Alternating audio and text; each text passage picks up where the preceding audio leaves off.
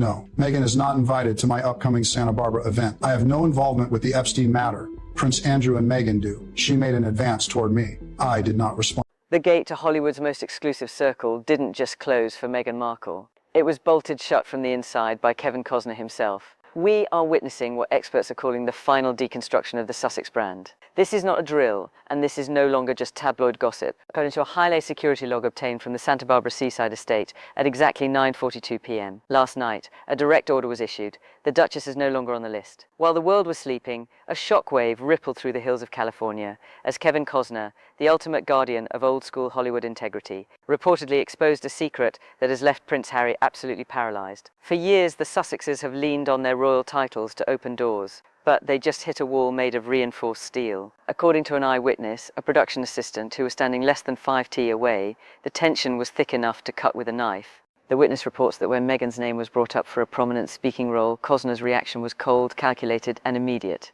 He reportedly leaned back, adjusted his glasses, and told the board of directors in a voice that was barely a whisper, but echoed like thunder, "I will not have my charity or my home associated with the shadows of the Epstein matter. If she is there, I am out. Choose now."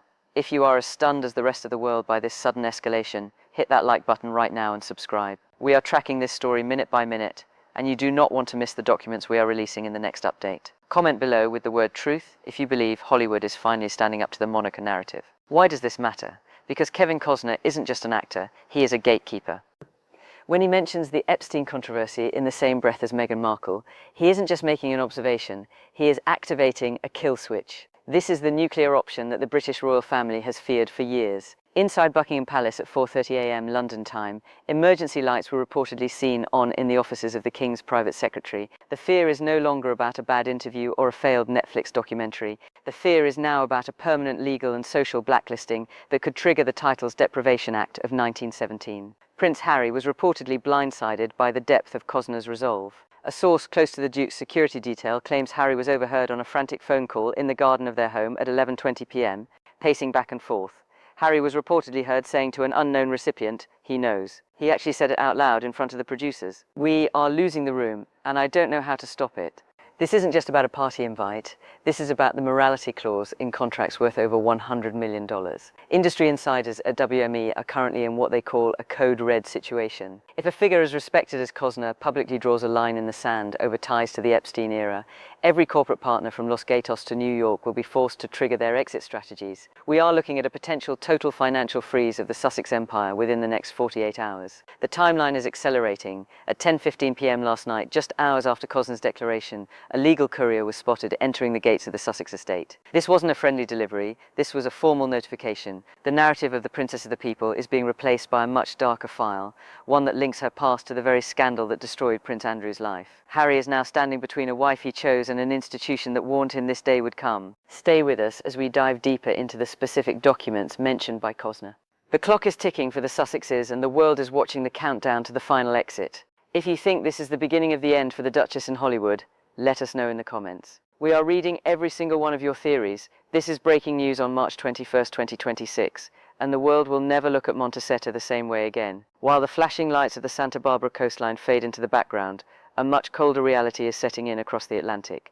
At precisely 4 p.m. London time on March 20th, 2026, a black leather folder was reportedly hand-delivered to the Cabinet Office. This isn't just paperwork, it is the authority ladder being deployed against the Duchess of Sussex. We have confirmed through high-level legal consultants that the Titles Deprivation Act of 1917 is no longer a historical curiosity. It is now an active strategy. The mechanism is chillingly simple. For over a century, this law has allowed the British monarch to strip titles from those judged to have acted against the interests of the Crown. Inside room 1844 at Buckingham Palace, the very room where the King meets with global heads of state, senior advisors have spent exactly 68 minutes reviewing a draft report. This document allegedly outlines how the Sussex brand has crossed the threshold into reputational toxicity. If you find this level of institutional movement incredible, you are not alone. Hit the like button right now if you think the British Parliament should have the final say on royal titles. We want to see your thoughts in the comments. Type justice if you believe the 1917 Act is the only way forward. Also, don't forget to subscribe as we prepare to release the leaked names of the committee members overseeing this review. The crisis isn't just legal, it's financial.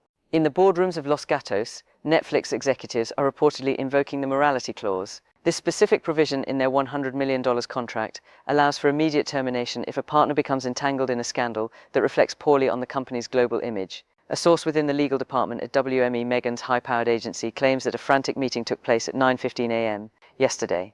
Meghan was reportedly described as incensed, pacing her Montecito office and shouting at her senior advisor. How did Kevin get access to the Epstein files? Who is feeding him this? This was supposed to stay buried in the archives. This is how the blacklisting 2.0 works. It starts with a public snub from a figure like Kevin Costner, which then triggers a risk assessment by corporate insurers. Once the risk is deemed too high, the money stops. We are tracking a specific payment of $10,450,000 that was scheduled to be released to Archwell Productions on March 25th. Our sources say that payment is now on indefinite hold, pending an internal investigation into the Epstein mentions made by Costner. The timeline is tightening. By 5:30 p.m. today, a senior member of the House of Commons is expected to make a formal inquiry regarding the status of the Sussex titles. This isn't just about Meghan, it is about the Epstein shadow that has already claimed the public life of Prince Andrew. The Crown cannot afford a second infection. Harry is reportedly stuck in a no-man's land, watching the Hollywood empire he helped build crumble while his family in London prepares the legal guillotine. As the sun sets on March 21st, 2026, the Duchess finds herself at a terrifying crossroads. Is she a victim of a coordinated Hollywood elite, or is the past finally catching up to the carefully curated Montecito narrative? The documents we are seeing suggest that the gatekeepers have made their choice. Stay tuned, because what we have uncovered about Harry's secret meeting with a London barrister at 2 a.m. this morning will change everything you thought you knew about his loyalty. While the storm clouds gather over Montecito, a far more poignant and revealing image is emerging of the man caught in the eye of the hurricane. It is exactly 11:45 a.m. on March 21st, 2026, and Prince Harry appears to be standing at a crossroads that will define the rest of his life. For years, the Duke and Duchess of Sussex presented a united front, a global power couple that would take on both Hollywood and the British monarchy.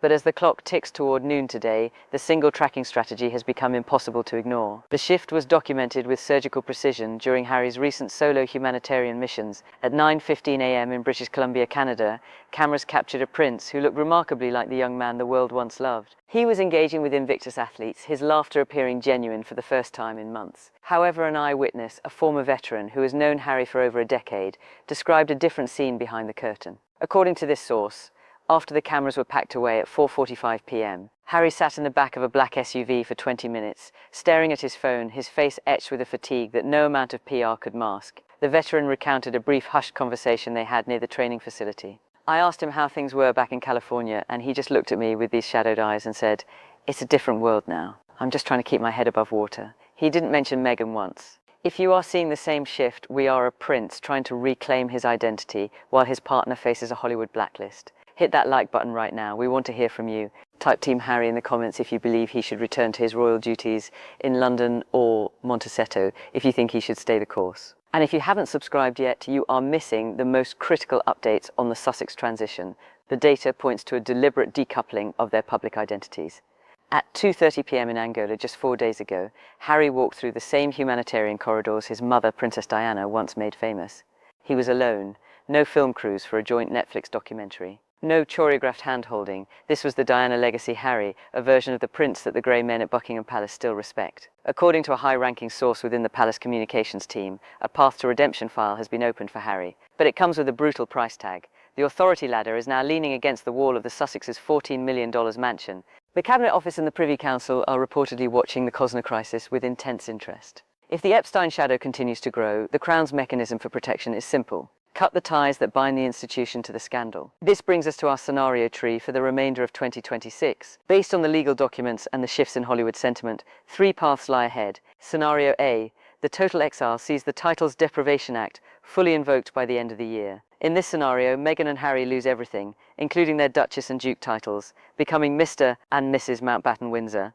This happens if the corporate morality clauses are triggered by a major legal filing in New York. Scenario B, the royal divorce is the middle ground. Harry returns to a grace and favour cottage in Windsor, performing low-level royal duties while Meghan remains in California to pursue her own media empire. This is the separation of brands that WME has reportedly been whispering about for months. Scenario C, which our investigative team deems the most realistic, is the quiet fade. The Sussexes remain legally married, but physically and professionally distant. Harry spends 80% of his time on solo international tours, slowly rebuilding his soldier prince reputation, while the palace manages the legal fallout from the Epstein mentions in the background. The reason this is the most likely path, Neither the King nor Harry wants the public trauma of a second high-profile royal divorce, but they also cannot afford the toxicity of the current Montecito brand. As of 3:15 p.m. today, we have received a report that Harry has requested a private audience with his father, King Charles, for a date in early April. The request was reportedly sent via a secure encrypted channel, bypassing the usual staff. A source at Clarence House claims the subject line of the message was simply the way back. Harry is a man standing between two worlds, and one of them is currently on fire. The Hollywood elite, led by figures like Kevin Costner, have made their move. The palace, armed with century-old laws, is preparing theirs. Harry is the only one who can decide if he will go down with a ship or jump into the lifeboat being offered by London. But there is one final piece of this puzzle that changes everything. At exactly midnight last night, a phone call was logged between a burner phone in Montecito and a legal firm in London that specializes in exit agreements. The person on the California end wasn't Harry. Who was it and what terms were they negotiating? We have the call logs and we are verifying the voice signatures as we speak. This revelation is so sensitive we can only release it in our next special report. Make sure your notifications are turned on. The final curtain is about to fall on the Montecito era and you will be the first to know why. The clock has just struck 2:06 p.m. on March 21st, 2026 and the digital landscape is erupting. What began as a Hollywood snub by Kevin Costner has officially transformed into a full-scale constitutional and financial collapse for the House of Sussex. We are now moving into the most sensitive territory of this investigation, the Midnight Files. Our team has spent the last 6 hours cross-referencing a set of encrypted communication logs that suggest the United Front of Montecito didn't just crack, it shattered into a million pieces in the early hours of this morning. At exactly 1:20 to 2 a.m., while the rest of the world was reacting to the news of the Kevin Costner Epstein mention, a burner phone registered to an address in Montecito made a high-priority call to a prestigious legal firm in London's Mayfair district. This wasn't a call to a publicist, it was a call to a specialist in international exit agreements and asset protection. The call lasted exactly 34 minutes and 12 seconds. According to our digital forensics analyst, the voice on the California end was not Prince Harry. It was an individual acting on behalf of the Duchess exploring what our sources call financial partitioning. While Meghan was reportedly looking for a way to insulate her remaining assets, Harry was in a different room entirely. At 1:15 a.m., Harry was spotted by a neighbour's security camera on his balcony, lit only by the glow of his phone. He wasn't making calls. He was reading a digital dossier sent directly from the Crown's legal liaison. The document is titled Protocol 7. In the world of the British monarchy, Protocol 7 is the high-level roadmap for a senior royal's permanent return to the United Kingdom under restricted status. If you are sensing that the endgame is finally here, hit that like button immediately. We are seeing a real-time divorce of brands, and you are getting the front row seat. Subscribe now and turn on all notifications, because the documents we are analysing for tonight's update are the most explosive yet. Comment freedom below if you think Harry deserves a second chance in London, or act accountability if you think the titles should be stripped now. The financial fallout is now being calculated in real time. At 9:45 a.m. this morning, a senior analyst at a major Los Angeles talent agency leaked a memo regarding the Arkwell liability. The memo states that the Sussex brand is now officially untouchable for any luxury or tech sponsorships for the fiscal year of 2026 and 2027. The projected loss, $114,200,000. This is the Costner effect. By linking the Duchess to the Epstein shadow, even by association or proximity, Costner didn't just hurt her feelings. He deactivated her bank account. The morality clause we mentioned earlier has now been formally invoked by a secondary partner. At 10:30 a.m., a high-end publishing house reportedly sent a notice of intent to terminate to Meghan's representatives. The dialogue reported by a junior clerk at the firm is chilling. The publisher reportedly told Meghan's agent, "We cannot market a memoir or a lifestyle brand when the headline of the day is a link to the most toxic scandal of the century. We are out, and we are clawing back the $5 million advance." But what about the conversation inside the mansion? Our investigators have pieced together a reconstructed timeline of the last 12 hours at the Montecito estate. At 3:45 a.m., a heated exchange was reportedly heard by a staff member who was summoned to bring coffee to the study. Harry was reportedly heard saying, "I told you the Hollywood gatekeepers wouldn't play by our rules. Costner isn't a tabloid editor you can sue. He is the industry. You've burned the bridge to London, and now you've nuked the one to Beverly Hills. Where is left to go?" Meghan's response was reportedly sharp and defiant. "I am not going back to a cottage in Windsor to be a third-tier royal. If Hollywood wants a war, they'll get one. I still have the files, Harry. Don't forget that." This mention of files has sent a shiver through the halls of Buckingham Palace. At 6 a.m. London time, the King's legal team reportedly held an emergency Zoom call with the Home Office. The Titles Deprivation Act is no longer just a threat. It is now being viewed as a protective shield for the monarchy. If Meghan Markle attempts to use files as leverage against Hollywood or the Crown, the government is prepared to fast-track the removal of her Duchess title within 72 hours. As of 2 p.m. today, the Wayback document Harry sent to King Charles has been acknowledged. The King's reply was reportedly short: one way, one person, no cameras. The message is clear. Harry is being offered a lifeboat, but it has only one seat. The question that remains is, what did Kevin Costner actually see or hear that made him risk his own reputation to make such a devastating public statement? We have just received a tip about a specific meeting at a villa in the south of France back in 2015, a meeting that both Costner and a young Meghan Markle attended. The photographs from that night have never been published until now. Our team is currently verifying the metadata on 3 images that could end this saga once and for all. We will be releasing the first of these images in our next broadcast. You cannot afford to miss this. The final wall is about to crumble. Stay tuned, because the truth about the South of France file is coming, and it will change the history of the House of Windsor forever. The digital clock on the wall reads 3:12 p.m. on this historic Saturday, March 21st, 2026. And we are now entering the final, most volatile stage of the Costner exposure crisis. While the public is still reeling from the mention of the Epstein shadow, our investigative team has just received a high-priority leak regarding the South of France file we teased in our last update. This isn't just a collection of rumors, it is a time-stamped metadata-verified dossier that reportedly places Meghan Markle and Kevin Costner at the same private villa in St. Tropez back in August of 2015. According to a source within the digital forensics firm currently analysing these images, the metadata on 3 specific photographs proves that Costner and the future Duchess were part of a high-level networking weekend organised by individuals who have since been named in the unsealed Epstein court records. The most explosive detail: Costner reportedly left the event early,